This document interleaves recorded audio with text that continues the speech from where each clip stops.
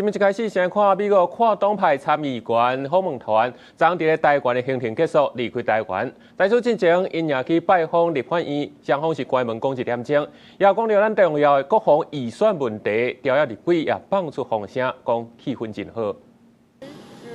離開台灣之前，一群人則會對鏡頭比一個大大的讚翕相。美國參議員訪問台灣結束，由外交部處長陳明基甲美國在台協會 AIT 處長郭立言親身來送機。訪問團即間來台灣，除了是要甲政府高層交流，嘛佇咧離開台灣之前拜會立法院，朝野立委攏有代表出席，進行大約1點鐘的關門會議。彼此的共識是很清楚的，就希望大家都可以拿出智慧嘛，總是要在這個民主制度嘛，就是這個各自妥協，找到彼此都不甚滿意但可以接受的方案嘛，所以大家就往這個方向來做對焦。至少沒有國民黨的委員或者是在野黨的委員表現出反對的樣子啊，至少在這一次的會談裡面，大家都是蠻積極正向的。雖然會議過程無對外公開，不過那個立委佇會後顯示出整體氣氛正向。訪問團的成員進前也表態支持台灣透過特別預算來提升嚇驚阻擋敵人的力頭，包含對美國軍購，也有佇台灣在地生產，建立無對等的戰力。針對軍購案延遲交會部分，因也認為美國應該照拼照行，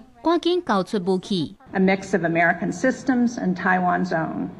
That deterrence is the most important thing we can build on to prevent a conflict that would be devastating for the region and for the world. Taiwan has developed an innovation hub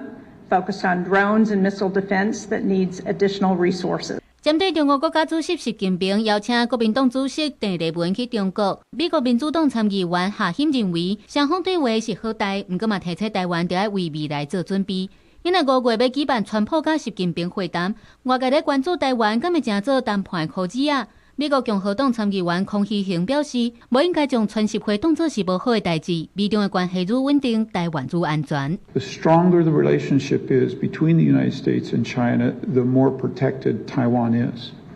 If we have a bad relationship with China, it is far more likely that China would be aggressive to Taiwan. 訪問團來台灣短短2天，行程包含赴宴。了後，就一個專機離開，擱再向外界來展現台美安全合作甲穩定區域和平的密切談判關係。